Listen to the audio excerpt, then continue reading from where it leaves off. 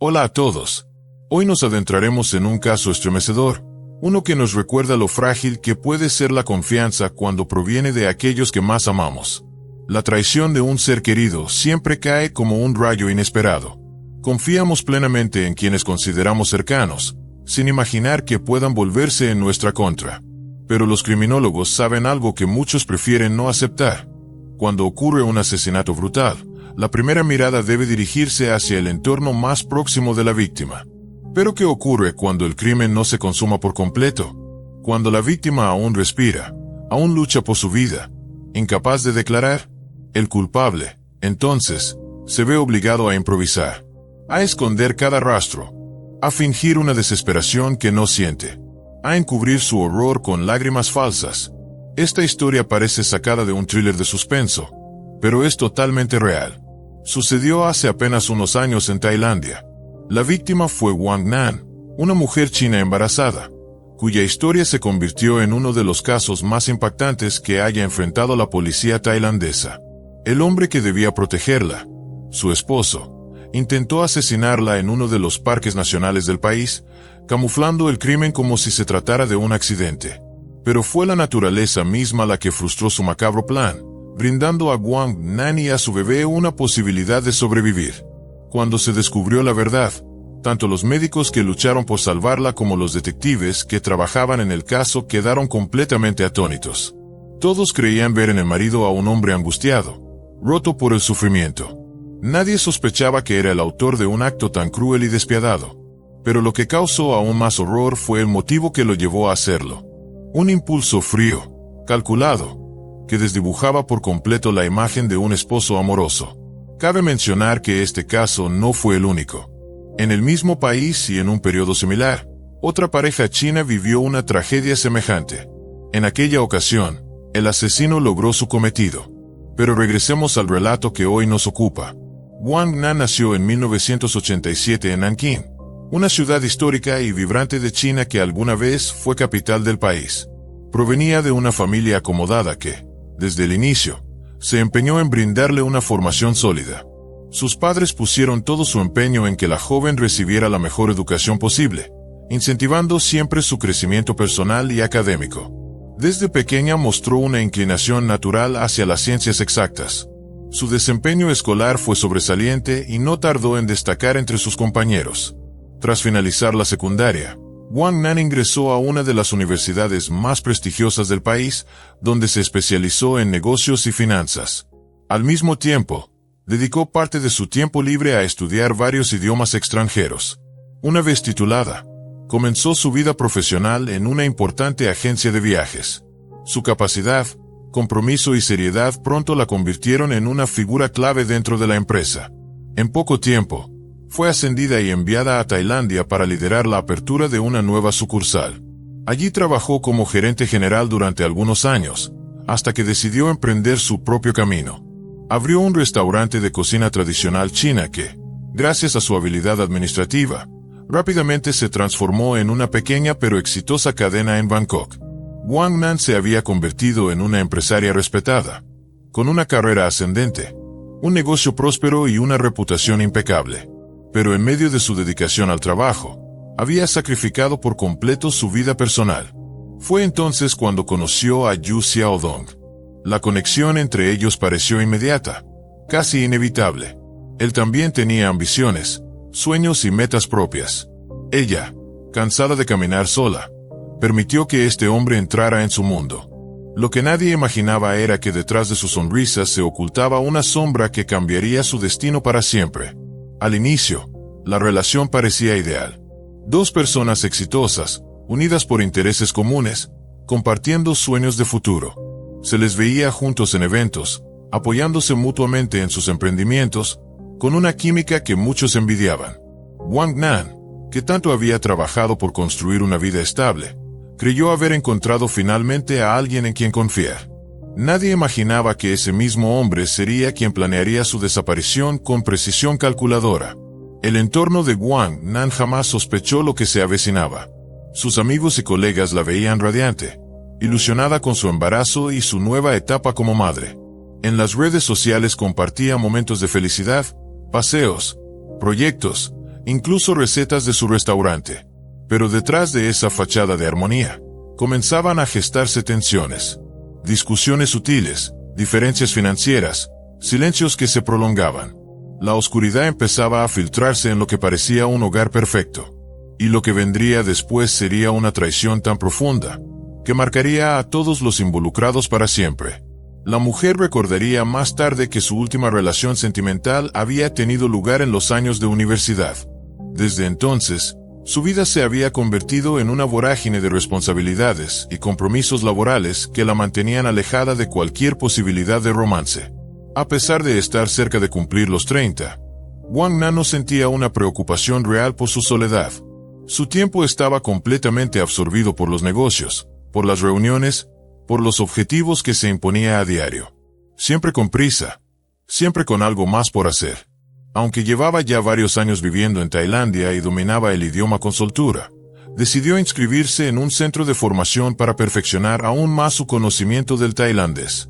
Fue allí donde se cruzó con un joven que la miró intensamente durante algunos minutos antes de acercarse a ella. Se presentó en su lengua natal. Era Yu Xiaodong. Intercambiaron unas cuantas palabras, y al saber que ella estudiaba el idioma por razones profesionales, él propuso intercambiar tarjetas de presentación para mantenerse en contacto. Wang Nan no tenía demasiadas ganas de prolongar la conversación, pero por cortesía accedió. Tomó la tarjeta que Yu le ofrecía, la guardó en su bolso y no pensó más en el asunto. Según el impreso, él se dedicaba al negocio de importaciones y exportaciones en Bangkok. Nada que la impresionara. Sin embargo, al día siguiente, Yu la llamó. Ella, como de costumbre, estaba absorbida por sus responsabilidades y rechazó amablemente la invitación a tomar un café.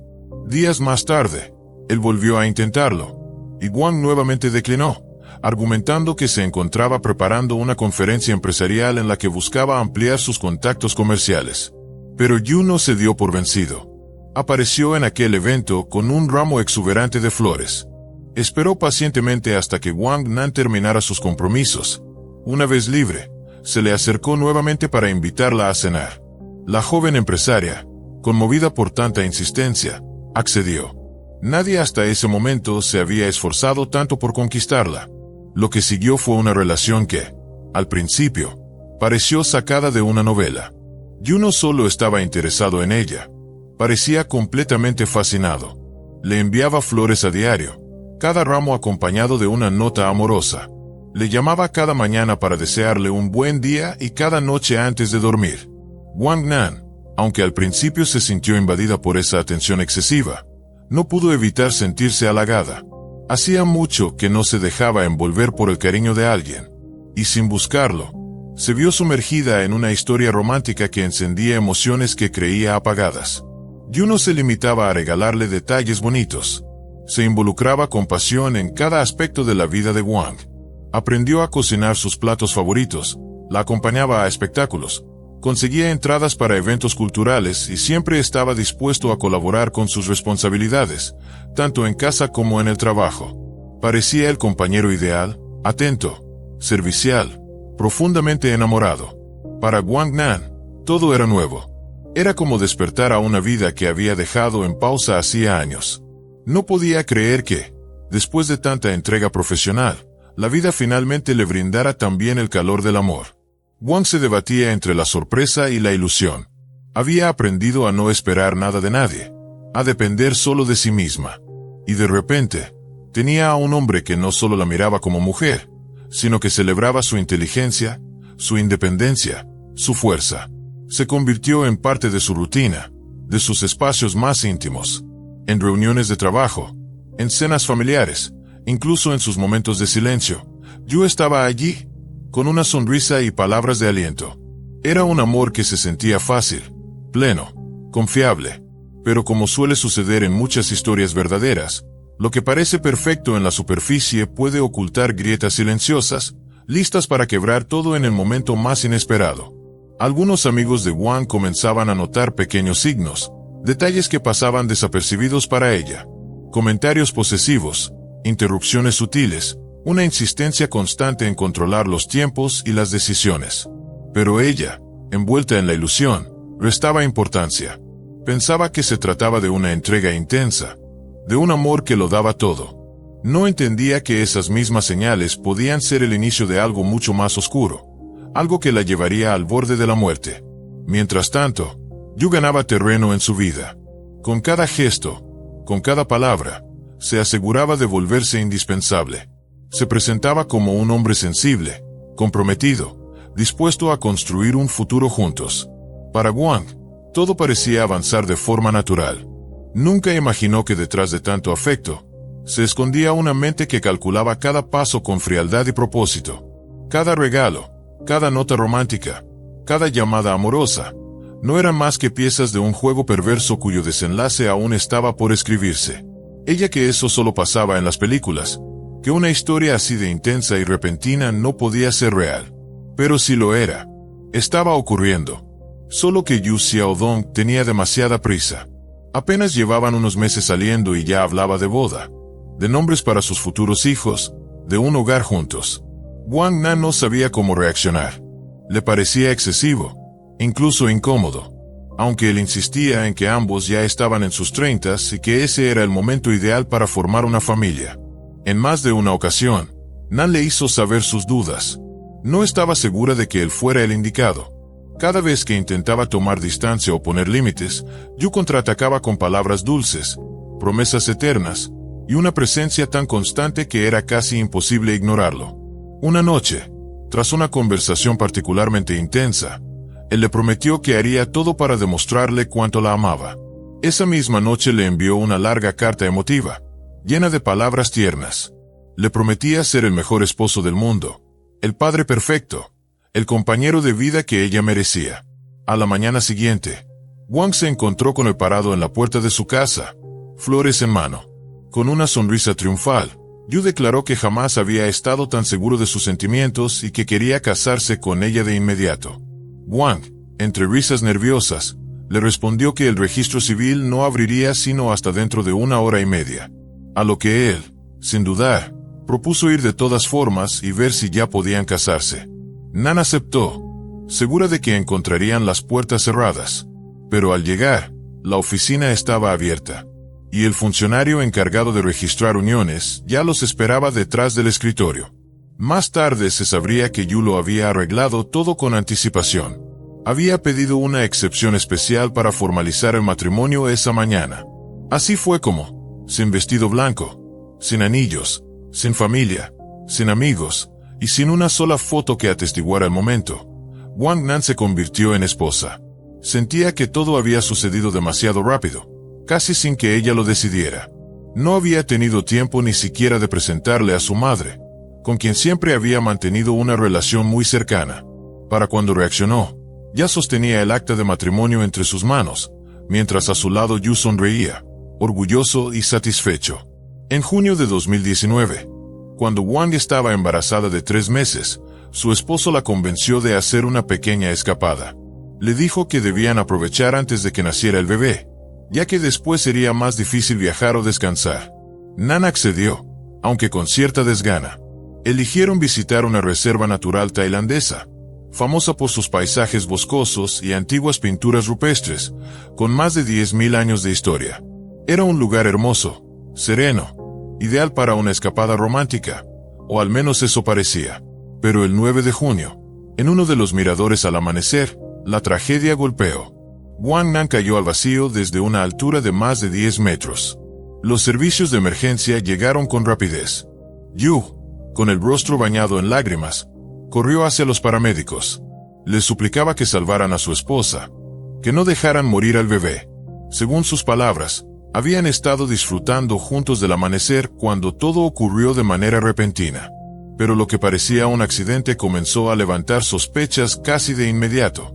La posición del cuerpo, el terreno, el comportamiento del marido, había detalles que no cuadraban. Wang, gravemente herida pero viva, fue trasladada a un hospital en estado crítico. Su vida y la del bebé pendían de un hilo. Los médicos lucharon durante horas para estabilizarla. El personal quedó impresionado por la gravedad de sus lesiones, pero también por su fortaleza. Contra todo pronóstico, sobrevivió. Mientras tanto, la policía comenzó a investigar. Lo que descubrirían en los días siguientes transformaría lo que parecía un accidente trágico en uno de los intentos de asesinato más escalofriantes que se hayan registrado en Tailandia. Las piezas del rompecabezas empezaban a encajar, y poco a poco se desvelaba una verdad que dejaría sin aliento a quienes la conocieran. A medida que se conocían los antecedentes de la pareja, los investigadores notaban algo perturbador: el apuro por casarse, la forma en que Yu había organizado el matrimonio sin consultar a nadie, su insistencia en controlar cada detalle de la vida de Wang, comenzaban a verse bajo una luz completamente diferente. Lo que antes parecía amor, se revelaba como una estrategia premeditada. Un plan frío, calculado, que había llevado meses tejerse, y que ahora estaba saliendo a la luz de la forma más brutal posible. Mientras Wang yacía conectada a tubos en una sala de cuidados intensivos, su esposo fingía ser el marido desesperado. Lloraba frente a los médicos, frente a los periodistas, frente a la familia. Pero los detectives, entrenados para mirar más allá de las lágrimas, empezaban a ver lo que había detrás de aquella fachada. Un hombre capaz de cualquier cosa por cumplir un objetivo oculto, sin importar el precio ni el dolor que causara. La pareja se encontraba contemplando el amanecer cuando, de repente, Wang comenzó a sentirse mal. Dio un paso hacia un lado, intentando encontrar estabilidad, pero un mareo repentino la venció. En un instante, su cuerpo se desplomó hacia el vacío. Antes de que Yu pudiera reaccionar, la joven cayó desde una altura equivalente al 10º piso. Las heridas fueron devastadoras, múltiples fracturas abiertas, lesiones internas graves, un cuadro clínico que parecía irreparable. Los rescatistas, al llegar, encontraron una escena desgarradora. Yu, bañado en llanto, imploraba que salvaran a su esposa y al bebé que llevaba en el vientre. Pero cuando Wang Nan, contra todo pronóstico, emitió un gemido y abrió los ojos, todo cambió. En ese preciso instante, el llanto desconsolado de su esposo cesó.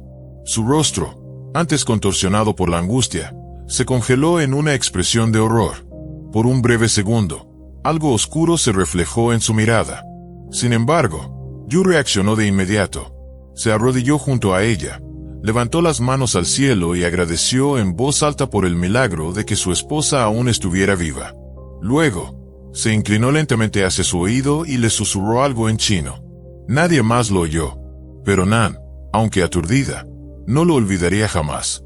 Antes de continuar con lo sucedido aquel trágico día, es necesario retroceder 6 meses para entender la dinámica que reinaba en el hogar de esta pareja. Desde casi el primer momento después de firmar el acta de matrimonio, Wang Nan comenzó a arrepentirse.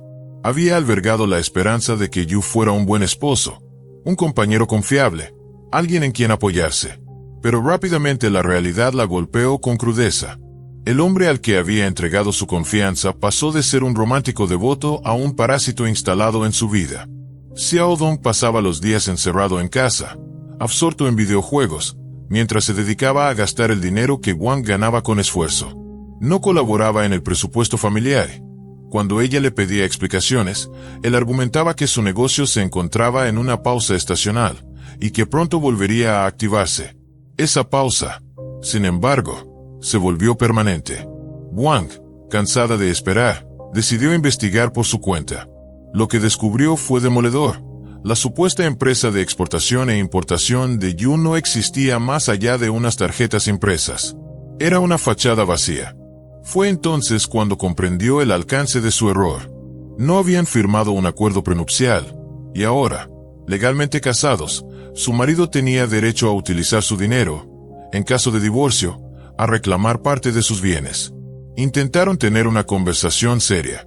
Yu rompió en llanto, prometiendo cambiar, buscar empleo, convertirse en el hombre que ella merecía.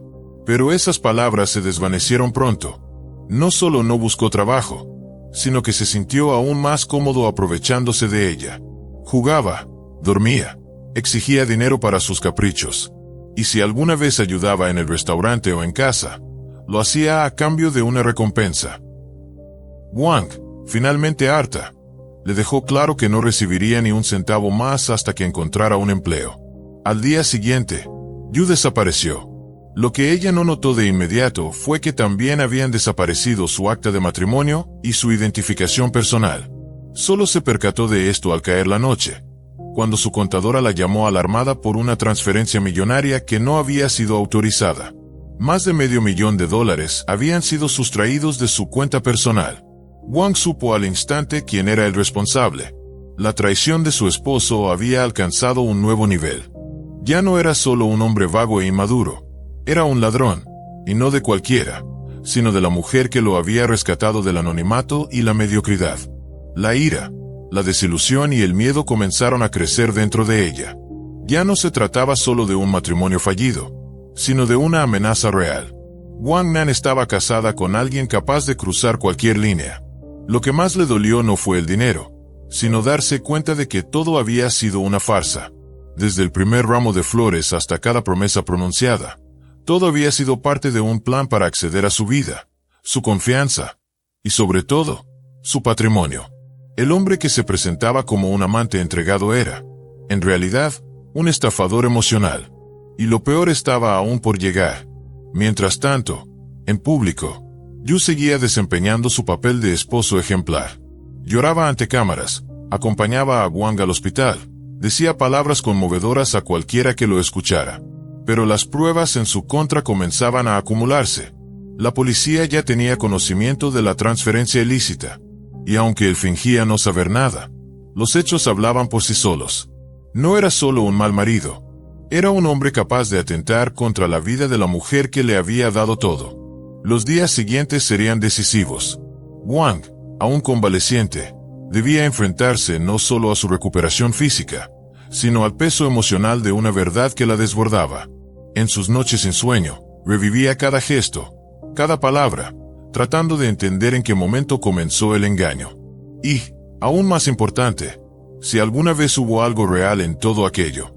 Porque la herida más profunda no era la de su cuerpo, era la del alma, traicionada por quien dijo amarla. Presentó todos los documentos en el banco, el acta de matrimonio, su identificación personal y la explicación de que se trataba de fondos compartidos del matrimonio. Con esa fachada, Yu consiguió mover el dinero sin levantar sospechas.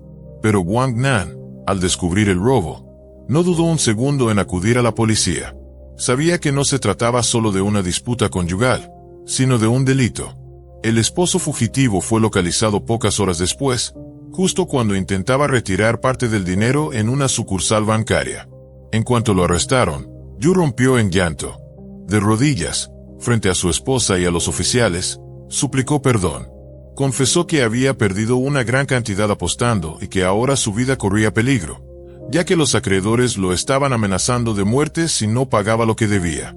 Pero lo que más impactó a Wang fue descubrir que ese no era su primer encuentro con la justicia. En su país natal, China, ya había cumplido una condena de 8 años por robo.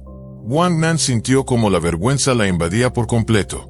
¿Cómo pudo casarse con alguien de quien no sabía nada? ¿Cómo fue tan ingenua? Y aún así, quizá por su corazón noble o por un sentido de responsabilidad moral, Wang decidió que debía ayudarlo. Creía que la ludopatía era una enfermedad, no una elección. Accedió a pagar la mitad de la deuda. Para mantenerlo cerca y supervisado, lo nombró gerente de uno de sus restaurantes. Durante los primeros días, Yu pareció cambiar. Se mostró agradecido y tomó el trabajo en serio. Incluso presentó un plan estratégico para hacer crecer el negocio. Pero ese entusiasmo duró poco. En cuestión de semanas, volvió a sus viejas costumbres: juegos de computadora, horas de ocio, falta de compromiso. Fue en esa misma etapa cuando Wang descubrió que estaba embarazada. Se lo comunicó con esperanza, esperando que ese nuevo capítulo uniera más a la pareja. Pero la reacción de Yu fue fría, incluso agresiva. Él le dijo que no estaba preparado para ser padre, que era mejor abortar. Nan se negó rotundamente. Aquello no era negociable. Entonces, Yu la amenazó con el divorcio y con iniciar un proceso legal para dividir los bienes. Durante varios días no se dirigió a ella, pero, de manera repentina, volvió a acercarse, con una actitud totalmente diferente.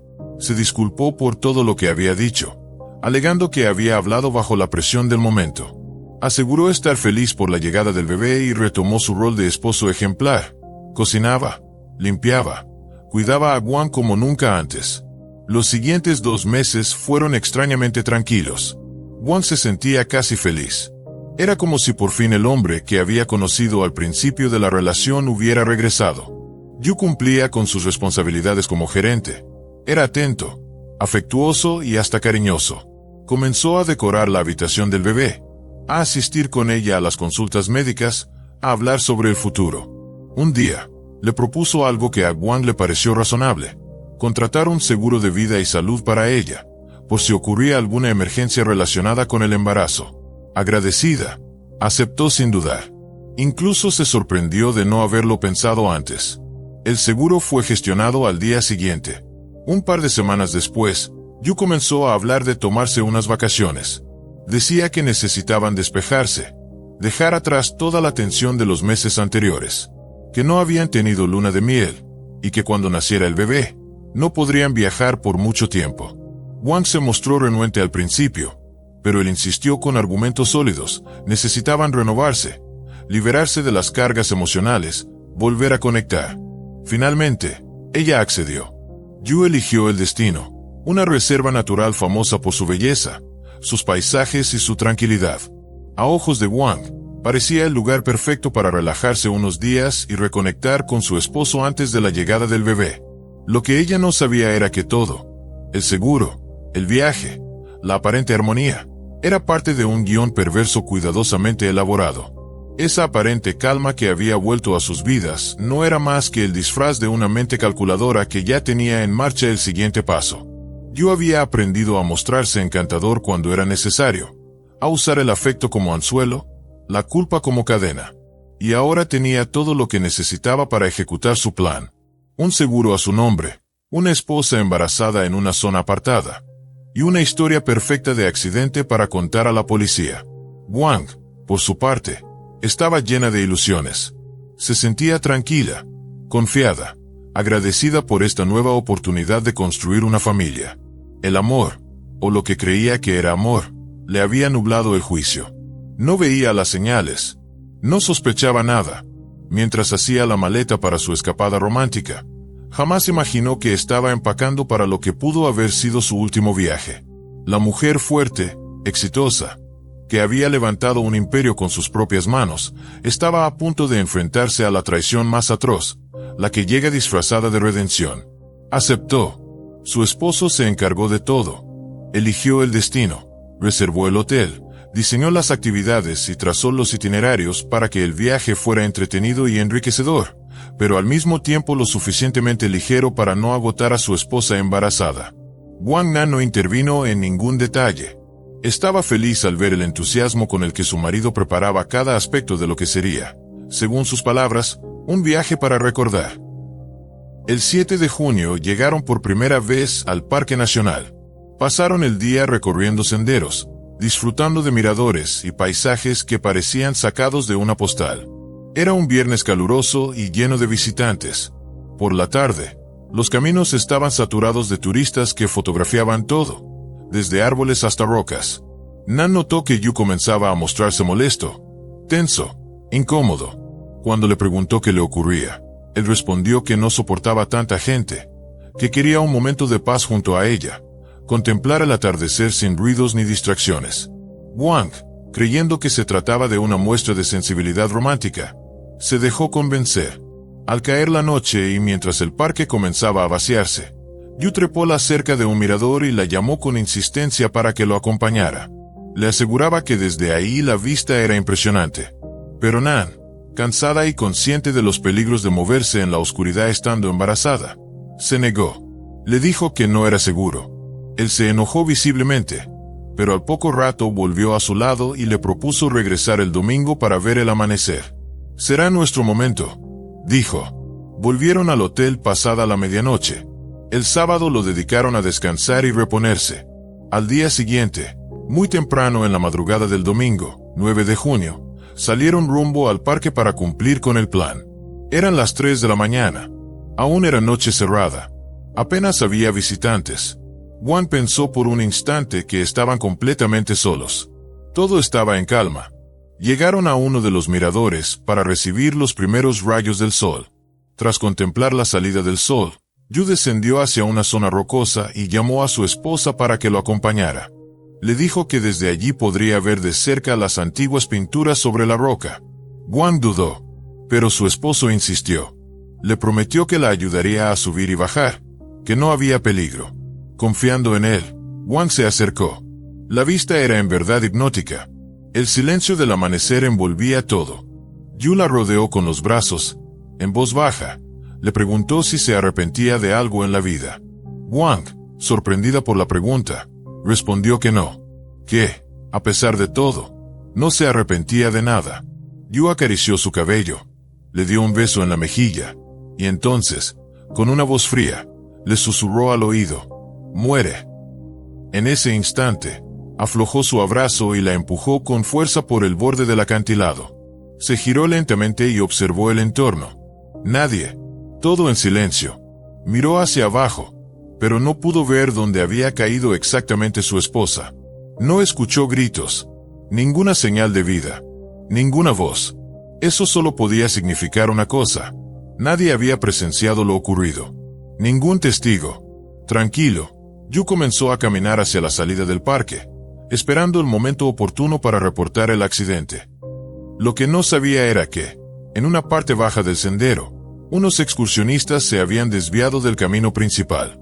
Aquella mañana, mientras recogían muestras de plantas y admiraban la vegetación, escucharon un fuerte golpe entre las rocas.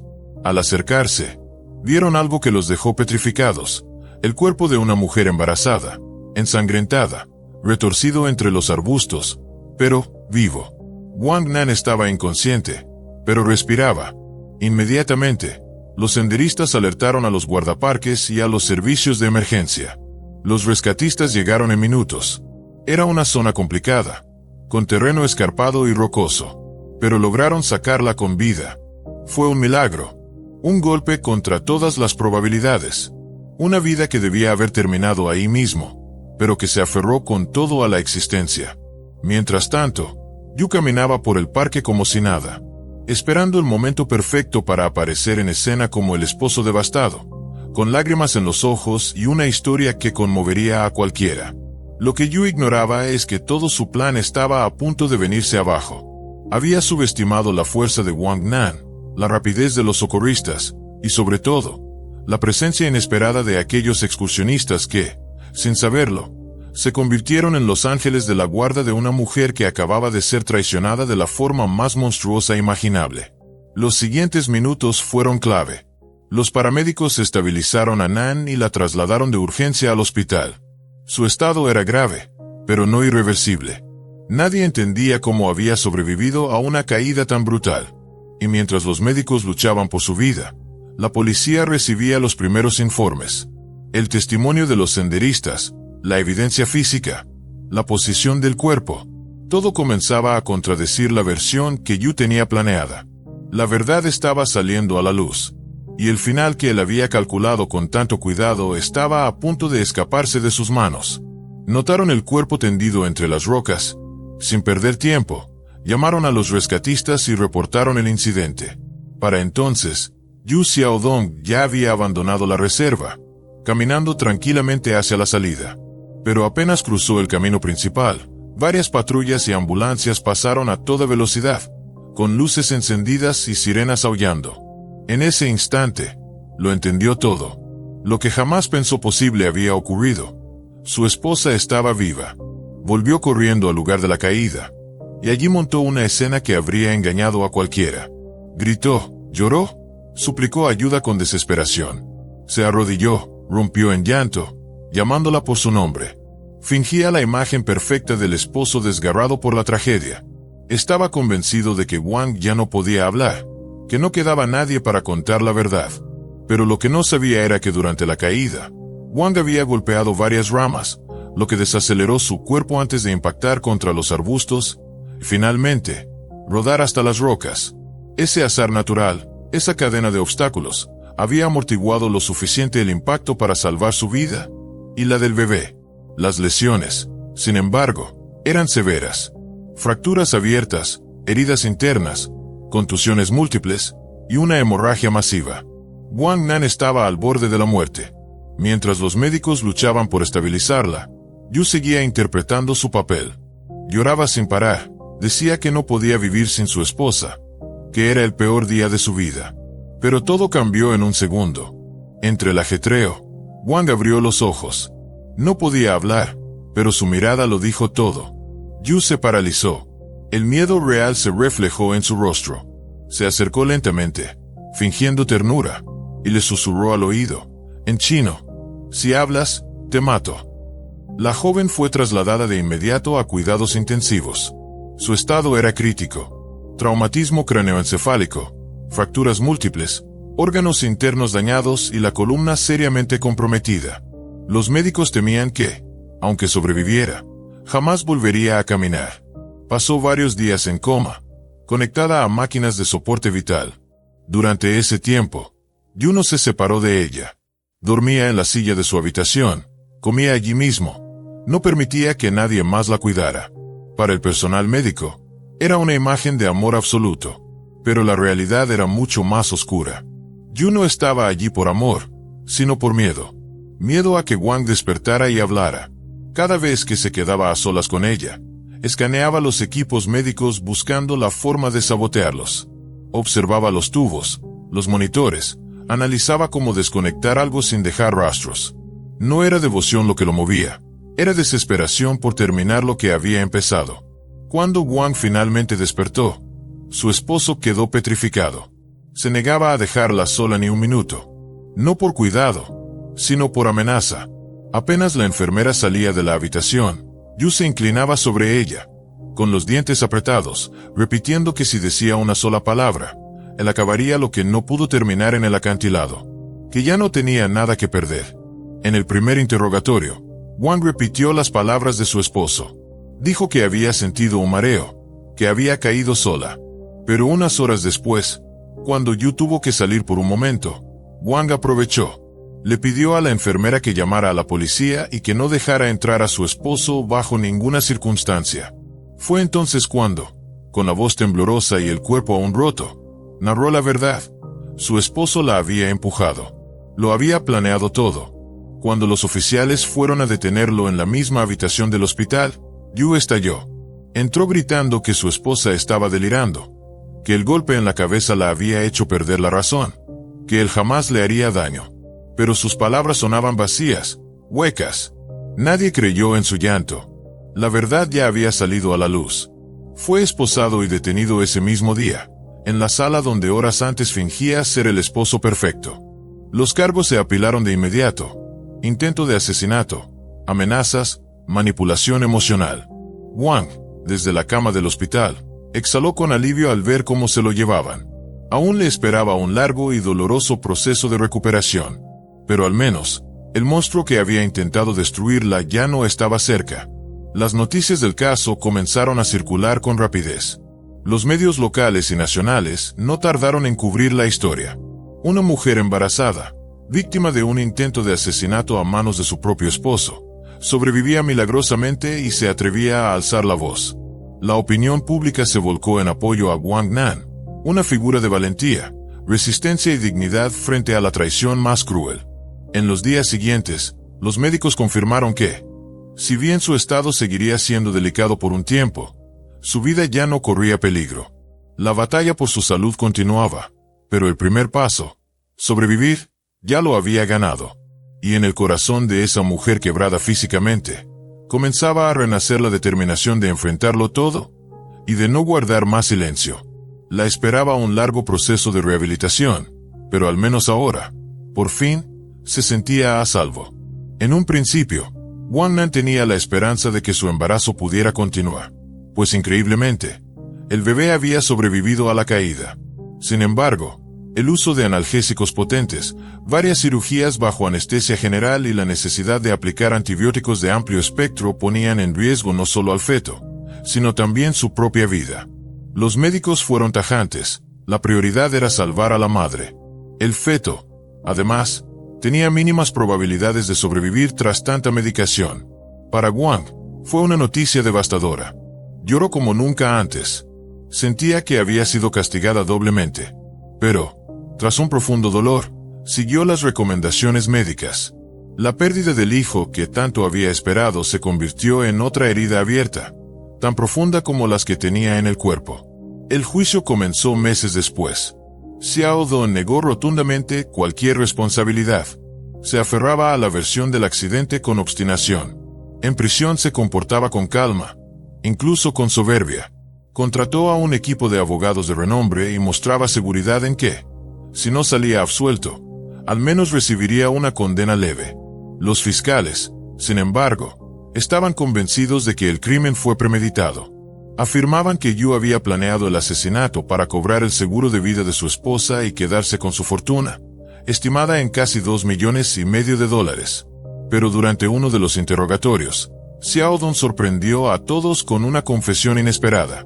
Afirmó que sentía resentimiento contra su esposa, no solo por no haber saldado toda su deuda de juego, sino porque, según él, eso demostraba que no lo amaba. En su lógica distorsionada, si Wang lo hubiera amado de verdad, habría pagado hasta el último centavo. Como no lo hizo, pensó que tenía derecho a castigarla. Tras pronunciar esas palabras, Yu se dio cuenta de que había hablado de más. Intentó retractarse, diciendo que sus palabras habían sido malinterpretadas. Pero ya era tarde. Ese testimonio, sumado a las declaraciones de Wang y a las pruebas recolectadas, fue suficiente para condenarlo. En marzo de 2021, el tribunal lo declaró culpable y le impuso una sentencia de cadena perpetua. Pero Xiao Dong no se detuvo allí. Apeló el fallo, y 6 meses después, de forma completamente inesperada, el sistema judicial tailandés redujo la condena a solo 10 años de prisión. La reacción fue inmediata. Wang Nan y sus seres queridos quedaron en shock. Consideraban que esa sentencia era insultante y sentaba un precedente peligroso. ¿Cómo podía alguien que intentó matar a su esposa embarazada y provocó la muerte del feto recibir una pena tan leve? Aquel fallo indignó a la opinión pública. Para colmo, por esa misma época se reportó un caso similar en la isla de Phuket. Allí, otro ciudadano chino había asesinado a su esposa, ahogándola en el mar y haciendo pasar todo por un accidente mientras nadaban. Él también lo hizo por dinero del seguro. Pero a diferencia de Xiao Dong, el homicidio fue consumado, y el autor fue condenado a muerte. La comparación era inevitable. Un hombre que cometió un asesinato brutal recibió la pena máxima, mientras que Xiao Dong, tras intentar algo igual de cruel, solo tendría que cumplir una década en prisión. Para muchos, no había justicia en esa decisión. Hasta la fecha, el destino final del caso de Wang Nan aún está en disputa. Mientras Yu cumple su condena de 10 años, Wang sigue luchando legalmente para revocar la decisión del tribunal y buscar una pena acorde al crimen que sufrió. En paralelo, el propio Yu también ha presentado nuevas apelaciones, insistiendo en su inocencia y buscando reducir aún más su condena o incluso quedar en libertad anticipada. Lo más doloroso para Wang es que Yu no ha estado solo en su campaña. Varios familiares del acusado han salido en su defensa, afirmando que él es un empresario exitoso y que, en realidad, fue Wang quien se casó con él por interés. Han construido un relato completamente opuesto al que la justicia ha escuchado, sembrando dudas y manipulando los hechos. Pero esas afirmaciones carecen de pruebas, y nadie ha podido comprobar la existencia de ese supuesto emporio económico que Yu decía tener. Mientras tanto, Wang continúa adelante. Ha recuperado parte de su movilidad, gracias a un proceso de rehabilitación largo y extenuante. También ha retomado parte de su negocio, rodeada de quienes sí estuvieron ahí para apoyarla. Aunque el trauma sigue presente, ella no se ha rendido. Sigue luchando por justicia, no solo por ella, sino por todas las mujeres que han sido silenciadas, manipuladas o traicionadas dentro de sus propios hogares. A menudo, Wang recuerda aquel momento en el acantilado, cuando la muerte le rozó el rostro y sobrevivió. Sabe que no fue suerte, fue resistencia, fue fuerza, y con esa misma fuerza, jura no dejar que el dolor de su historia quede impune. Porque mientras el sistema le dé la espalda a las víctimas, alguien tiene que seguir peleando para que la verdad no se olvide. El hombre no tenía nada, salvo deudas colosales que aún lo perseguían. En cambio, Wang Nan, contra todos los pronósticos médicos, logró algo que parecía imposible. Tras una serie de cirugías complejas y un proceso de rehabilitación extenuante, poco a poco volvió a ponerse de pie. Reaprendió a caminar, paso a paso, con esfuerzo, con lágrimas, con una determinación férrea que desafiaba todo lo que le había sido arrebatado. Buena parte de su patrimonio fue consumido en tratamientos médicos, terapias y cuidados especiales. Pero no se rindió. En 2023, Wang retomó su actividad laboral. Con inteligencia y trabajo constante, logró reactivar su negocio, que tiempo atrás había sido reconocido como uno de los más prometedores del sector gastronómico en Bangkok. Lo reconstruyó desde las cenizas, como hizo con su vida. Ya no era solo una empresaria, era una sobreviviente. Impulsada por su experiencia, Wang fundó y comenzó a dirigir una organización enfocada en ayudar a mujeres víctimas de violencia doméstica. Mujeres atrapadas en relaciones donde el amor se transforma en control y el hogar en una prisión. Desde ahí, brinda apoyo legal, psicológico y financiero. Ha rescatado decenas de vidas. Además, abrió un espacio personal, un blog donde comparte su historia, sus errores y sus aprendizajes, con el objetivo de advertir a otras mujeres para que no caigan en manos de hombres como yo. Wang Nan ya no es solo un hombre vinculado a un caso policial. Es un símbolo de resistencia, una voz que no fue silenciada, una mujer que se negó a vivir con miedo. A través de cada palabra que escribe, de cada testimonio que escucha, busca transformar el dolor en fuerza, la tragedia en acción. Porque sabe, mejor que nadie, que la violencia puede venir de quien menos se espera, pero también que la justicia no siempre llega sola. Hay que levantarla con las propias manos. Hoy nos adentramos en un caso que heló la sangre de toda una comunidad. Un caso que, más allá de lo imaginable, dejó una marca imborrable. Si quieres apoyar este canal, suscríbete y mantente activo. Tu apoyo significa mucho. Ahora, entremos en esta historia. En el tranquilo pueblo de Umuarama, al sur de Brasil, el día comenzaba como cualquier otro. Las calles se llenaban de rostros conocidos. El murmullo de la rutina se mezclaba con el aroma del café recién hecho. Nadie podía anticipar que, en medio de esa aparente normalidad, estaba por estallar una tragedia que dividiría la historia del lugar en un antes y un después. De la noche a la mañana, una familia entera desapareció sin dejar rastro. En su lugar, quedó un silencio espeso, casi insoportable. Lo que sucedió esa mañana oscura se convirtió en una herida abierta en la memoria colectiva de Umuarama. Aquel suceso sería recordado por generaciones. Umuarama, en el estado de Paraná, era hogar de la familia Suárez. Una familia respetada, conocida por su integridad y presencia constante en la vida comunitaria. El patriarca, Antônio Suárez dos Santos, nacido en 1956, era un empresario exitoso que dirigía una cadena de tiendas de telas y accesorios, no solo en Umuarama, sino también en otras localidades cercanas. Su reputación era intachable. Un hombre trabajador, generoso, entregado a causas sociales. No era raro verlo repartiendo alimentos en zonas vulnerables, e incluso, en una ocasión, adoptó a un huérfano como si fuera su propio hijo. Su esposa, Helena Mara dos Santos, nacida en 1958, era una mujer discreta, serena, dedicada al cuidado de su hogar. Aunque rara vez se le veía en público, quienes la conocían hablaban de su calidez, su humildad y su fuerte sentido de empatía. Helena era el corazón silencioso de la familia. Juntos, criaron a dos hijas. La mayor, Evelyn Suárez dos Santos, nacida en 1981, se convirtió en una figura destacada en el ámbito legal, llegando a ejercer como jueza. Aunque se independizó desde joven, mantenía un lazo muy estrecho con su familia. La menor, Jacqueline Suárez, nacida en 1982, era de carácter más reservado, emocionalmente más vulnerable. También estudió Derecho, pero su trayectoria profesional fue inestable, marcada por episodios de ansiedad y dificultades personales. Jacqueline vivía con sus padres, y encontraba en el hogar familiar un refugio seguro. Su vínculo con Helena era particularmente profundo. A pesar de su timidez, Jacqueline era afectuosa, cercana, siempre buscando el cobijo de su madre. La casa de los Suárez estaba ubicada en una zona tranquila de Umuarama.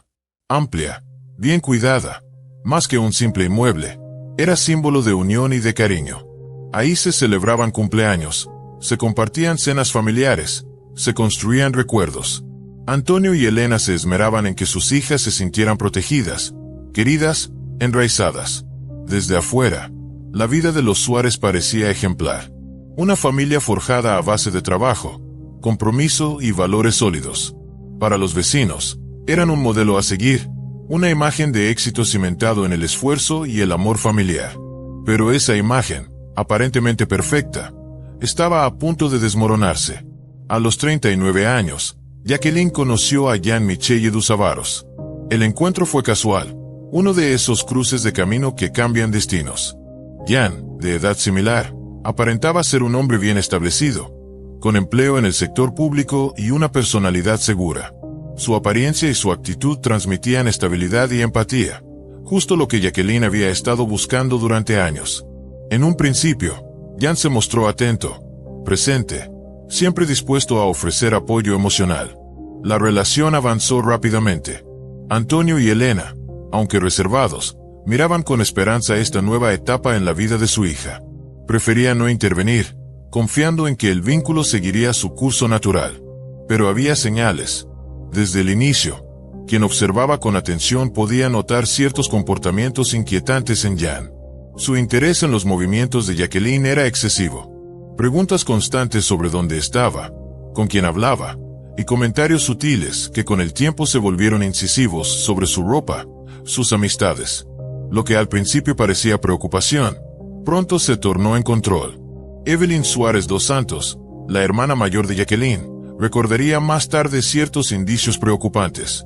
Desde los inicios de la relación, algo en la actitud de Jan no encajaba del todo. Su comportamiento mostraba señales claras de control excesivo. Sentía celos por las interacciones profesionales de Jacqueline y constantemente se quejaba de sus conversaciones con colegas del ámbito legal. Lo que al principio parecían simples molestias, poco a poco se transformaron en una estrategia para aislarla. Las reuniones con amigas, los eventos del colegio de abogados, los encuentros sociales, todo comenzó a desaparecer de la rutina de Jacqueline. Día con día, ella se alejaba más de su entorno habitual, pasando casi todo su tiempo con Jan. Para alguien como Jacqueline, que buscaba estabilidad afuera cuando no la encontraba dentro, ese aparente cuidado se convirtió en una prisión disfrazada de afecto. Antonio y Elena, siempre atentos al bienestar de su hija, no tardaron en notar el cambio. Jacqueline se volvió más callada, más distante.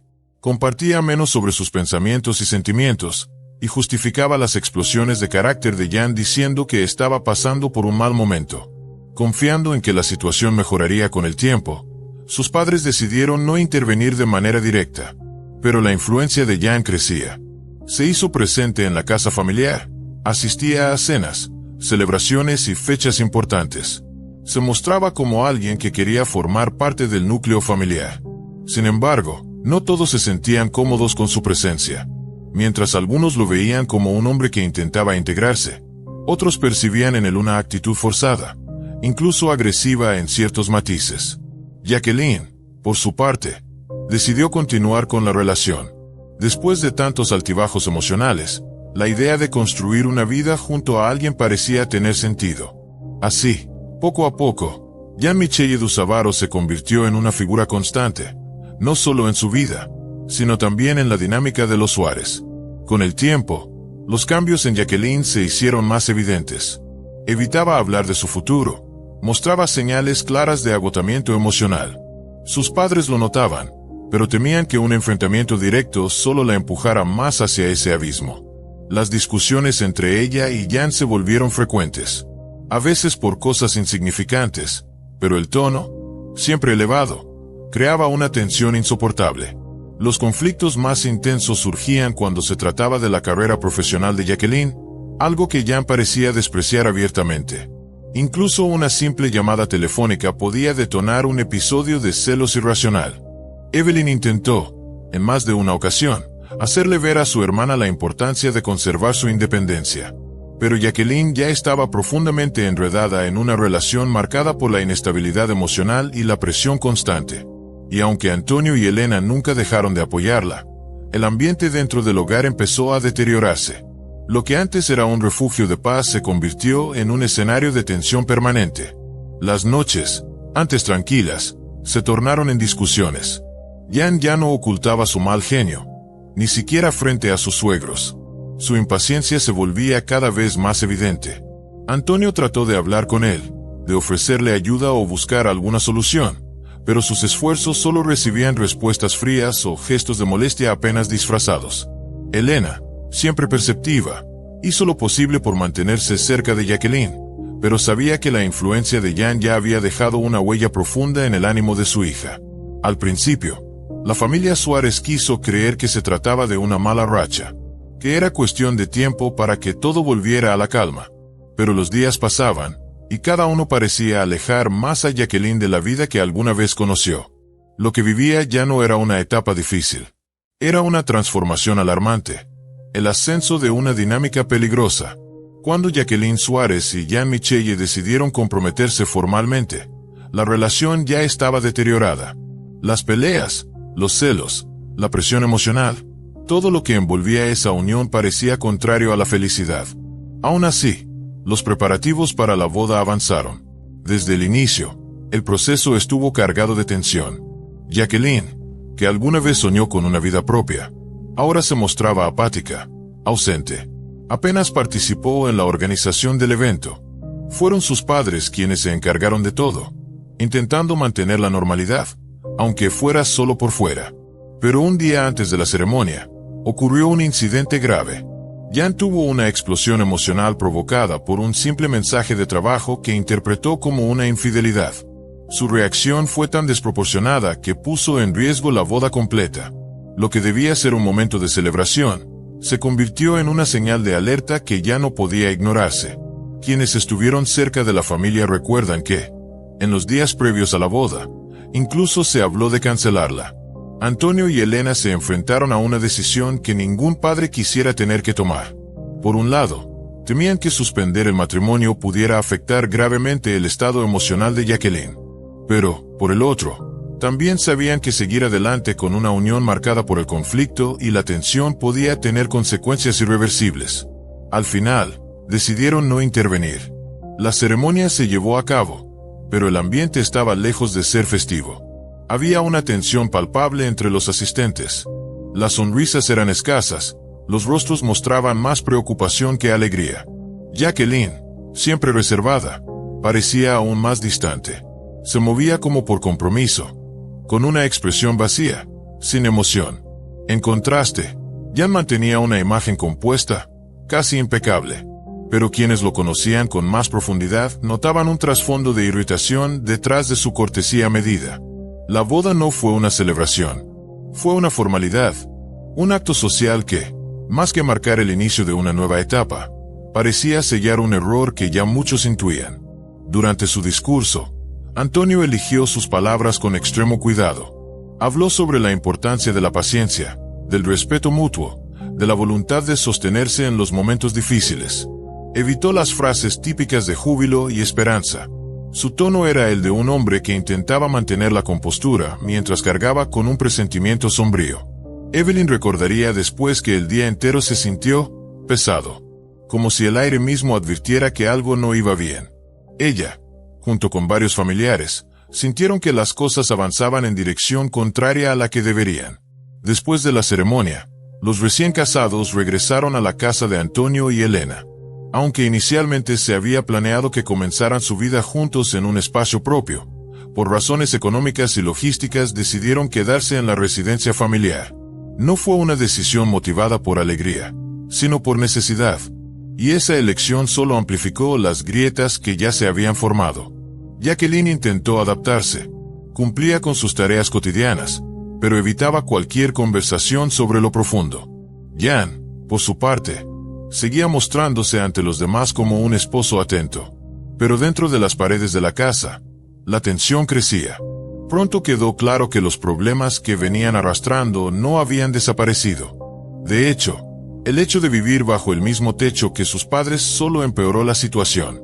Pequeñas discusiones se convertían en peleas intensas. La relación, construida sobre la dependencia emocional y la presión constante, mostraba que no tenía espacio para sanar. Tras la boda, Jan se instaló de lleno en la casa de los Suárez. En teoría, iba a contribuir con los gastos del hogar. Pero eso nunca sucedió. Poco después, renunció a su empleo en el sector público, afirmando que quería emprender su propio negocio. Sin embargo, no tomó acción alguna para lograrlo. En la práctica, Antonio y Elena se convirtieron en el sustento económico no solo de su hija, sino también de su yerno. Jan, sin ingresos estables, no mostró ningún interés real en mejorar su situación. Pasaba los días sin rumbo, sin proyectos, sin iniciativa. Para Antonio, hombre que había construido su vida a base de trabajo y responsabilidad, esta actitud resultaba incomprensible. Intentó hablar con él, sugerirle ideas de negocios, motivarlo a levantarse por sí mismo. Pero todo lo que recibió fueron excusas vagas y promesas vacías. Eventualmente, Jan hizo una petición directa. Necesitaba 30,000 reales para abrir una tienda de insumos para costura. Afirmó que con ese dinero alcanzaría la independencia financiera para él y Jacqueline. Aunque dudaba, Antonio accedió.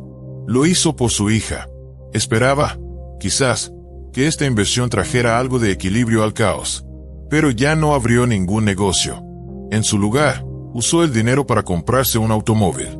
Ese gesto, ese abuso de confianza, fue devastador para Antonio y Elena.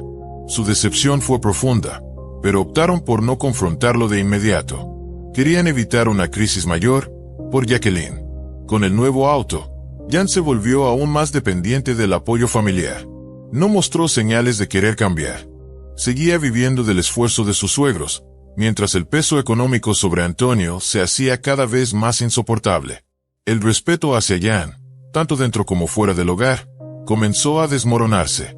Evelyn, al ver cómo se desarrollaban los hechos, expresó su creciente preocupación.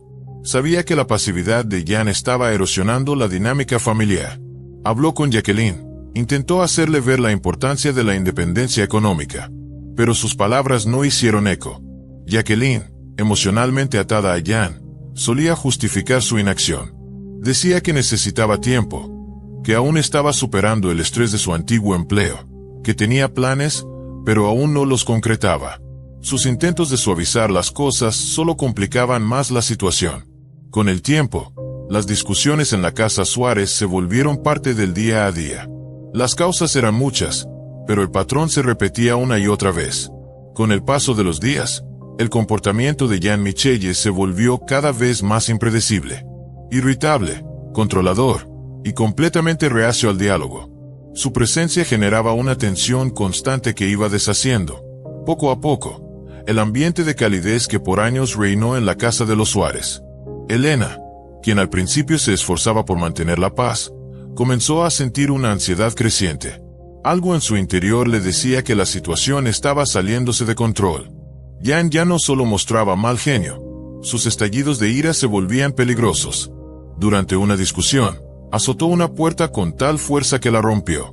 Para Elena, ese fue el punto de quiebre, una señal clara de que las cosas podían escalar aún más. Después de un altercado particularmente intenso, Antonio tomó una decisión drástica. Ordenó que Elena y Jacqueline salieran de la casa y se hospedaran temporalmente en un hotel. Mientras ellas estaban fuera, cambió las cerraduras de la vivienda. Fue una medida desesperada, una forma de proteger a su familia y recuperar algo de control. Jan, al enterarse, interpretó la acción no como una advertencia, sino como una traición.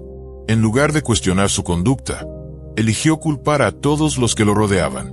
Su actitud agresiva, su negativa a asumir responsabilidad y su resistencia al cambio hicieron imposible cualquier intento de convivencia pacífica.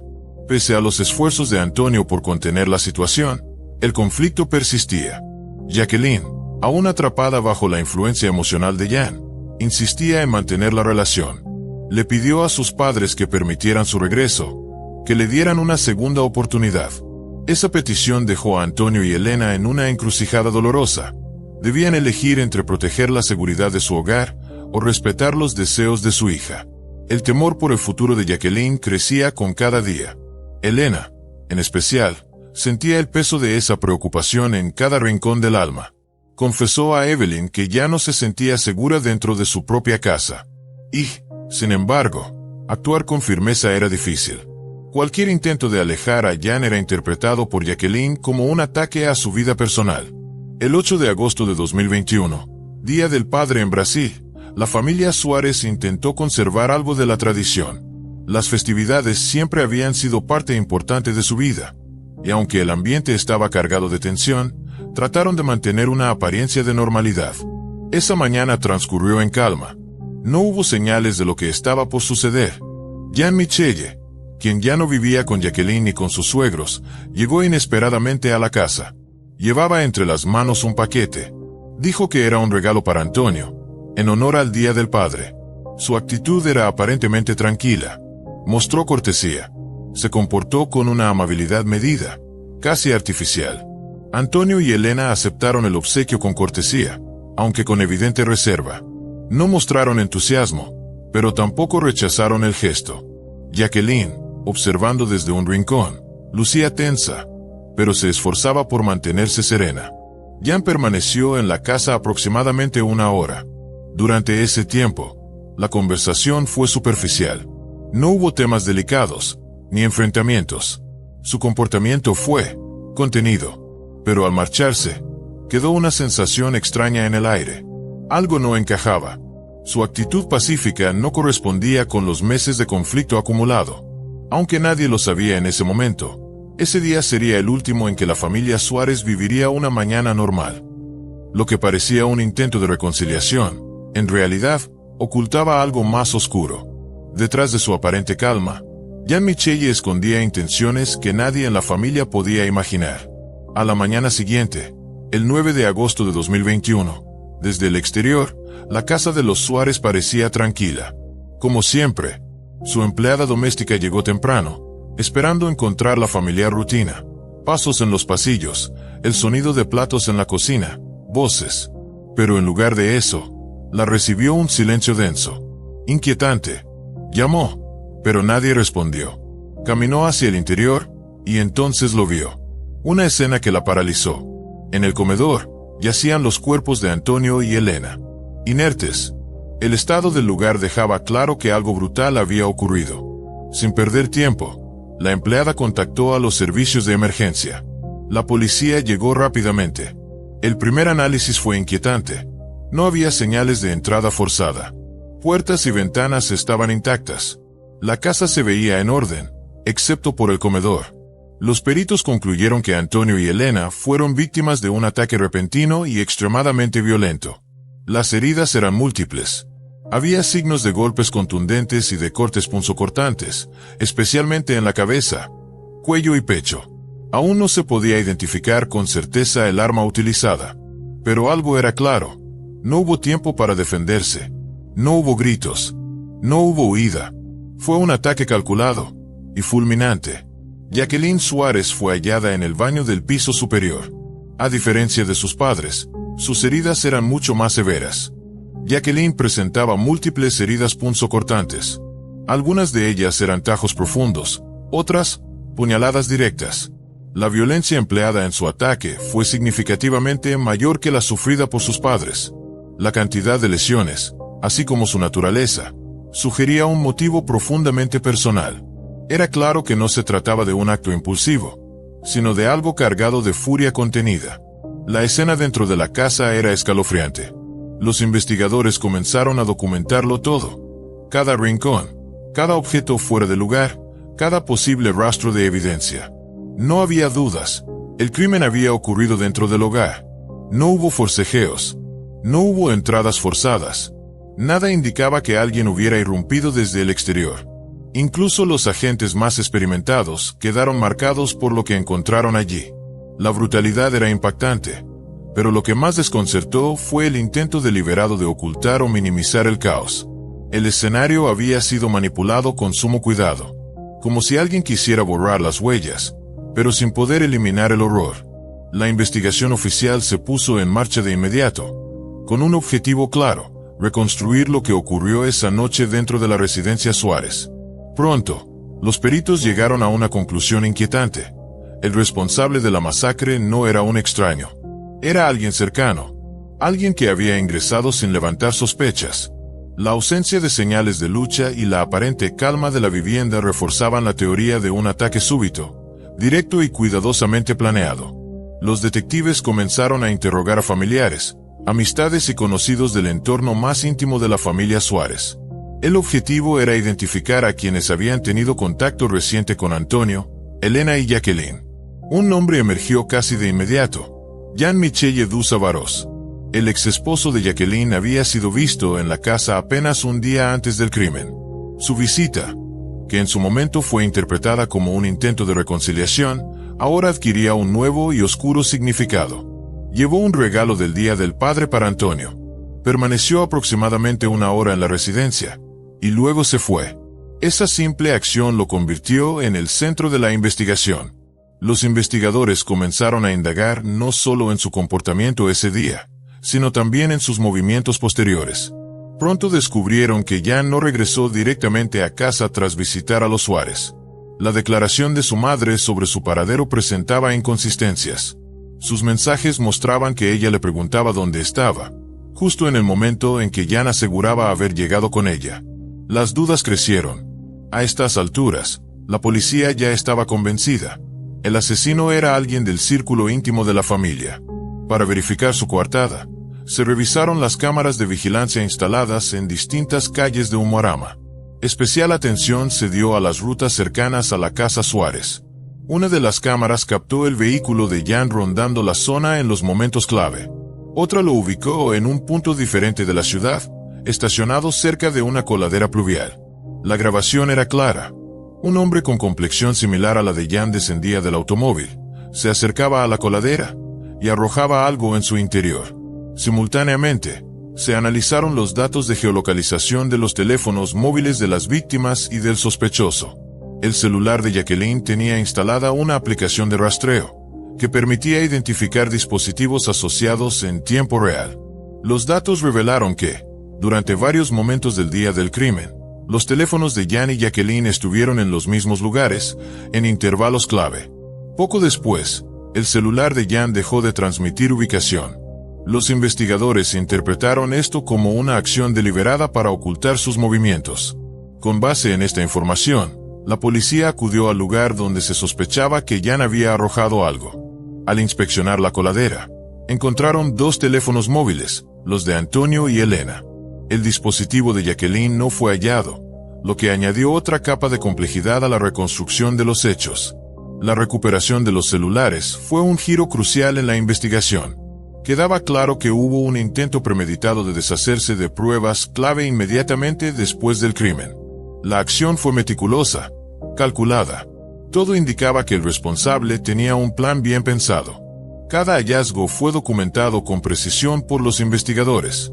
Aunque el arma homicida no fue recuperada, todo apuntaba a un objeto afilado, probablemente un cuchillo o herramienta similar.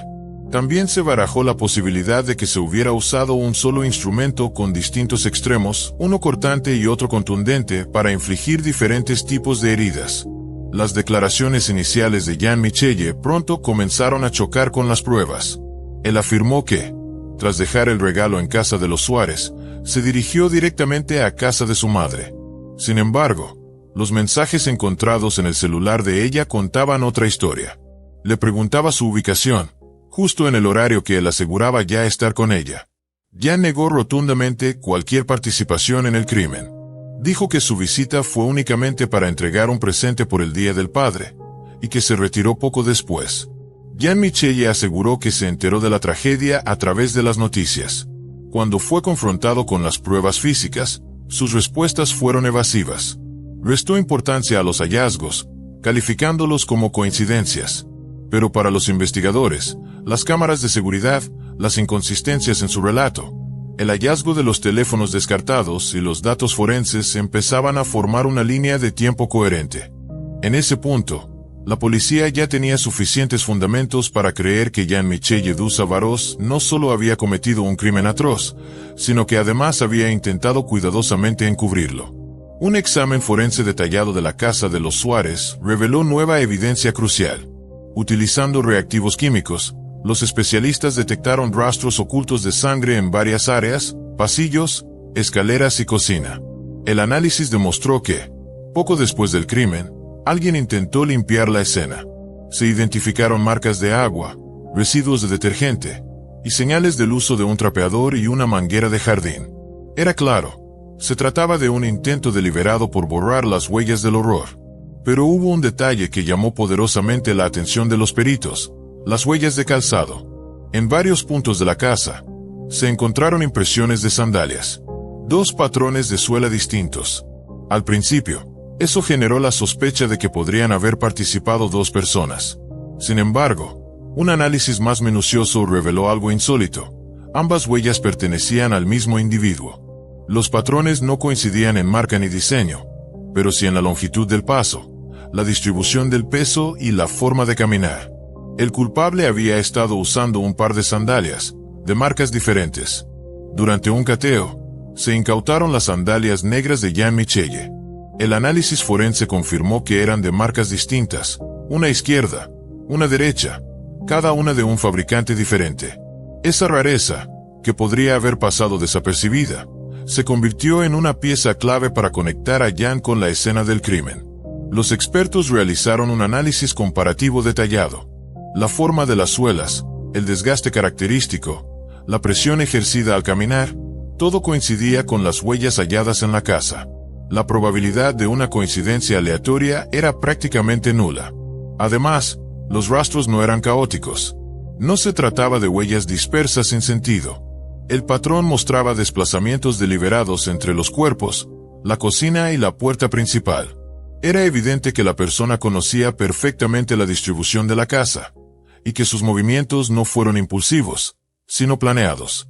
La confirmación de que las huellas provenían de un solo individuo con sandalias desiguales reforzaba la hipótesis de la premeditación. La identificación del calzado como perteneciente a Jan Michelle lo vinculaba directamente con la escena, y con el momento en que ocurrió el crimen. Con esto, los peritos desmantelaron cualquier teoría que sugiriera que la tragedia fue producto de una pérdida momentánea del control o de un intruso desconocido. La imagen comenzaba a tomar forma con claridad dolorosa. Alguien cercano, alguien que conocía cada rincón de la casa, había actuado con frialdad y precisión, y luego había intentado borrar las huellas de su crimen. Tras presentar cargos formales, la defensa de Jan Michelle respondió con una estrategia agresiva, intentando desacreditar la evidencia presentada por los investigadores. Su objetivo era sembrar duda entre los jurados. Uno de sus principales argumentos se centró en el tamaño del calzado. Aseguraron que las sandalias incautadas eran más pequeñas que la talla real de Jan. Durante el juicio, se le pidió que las usara, y fue evidente que le quedaban justas.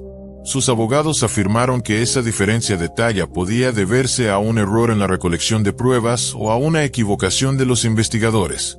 Pero la fiscalía respondió con contundencia. Recordaron al jurado que fue el propio Jan quien entregó voluntariamente esas sandalias. Además, los expertos forenses reiteraron que el patrón de desgaste y las marcas coincidían exactamente con las huellas encontradas en el lugar del crimen. La diferencia de talla resultaba, en este contexto, irrelevante. Otro intento de la defensa por desacreditar la evidencia giró en torno a una camiseta con rastros de sangre hallada en la casa de Jan. Alegaron que dichas manchas podían haberse originado por cortes menores o contacto con sangre animal. Sostuvieron que la cantidad de material biológico era insuficiente para una conclusión definitiva. A pesar de estos argumentos, el peso del conjunto de pruebas era abrumador. Los movimientos de Jan, su falta de coartada creíble, los teléfonos encontrados en la coladera, las huellas coincidentes, sus contradicciones, todo apuntaba en una sola dirección. La defensa intentó sembrar dudas, pero los hechos, fríos y consistentes, hablaban por sí solos. Y entonces, surgió otro elemento decisivo, el comportamiento de Jan Michelle después de la tragedia. La reacción de Jan Michelle tras la tragedia dejó helados a todos. Su frialdad, su falta de dolor visible, y su comportamiento distante provocaron sospechas inmediatas. Pero lo más alarmante fue lo que hizo a las pocas semanas del crimen. Sin mostrar señales de duelo, inició trámites legales para ser reconocido como el viudo legítimo de Jacqueline Suárez. Su intención era clara, reclamar los bienes que le corresponderían como heredero. Esta acción no solo indignó profundamente a los familiares de las víctimas, sino que sacudió a toda la comunidad de Umuarama. Para muchos, fue una confirmación moral de su culpabilidad. Nadie que realmente estuviera devastado por la pérdida de su esposa actuaría con tanta frialdad y con tanta rapidez. Su conducta revelaba algo más que indiferencia. Sugería una motivación clara, económica. El retrato de Jan como víctima de una tragedia inesperada se desmoronaba por completo. Las piezas se encajaban en una narrativa de cálculo, ambición y desprecio total por la vida de aquellos que alguna vez lo acogieron.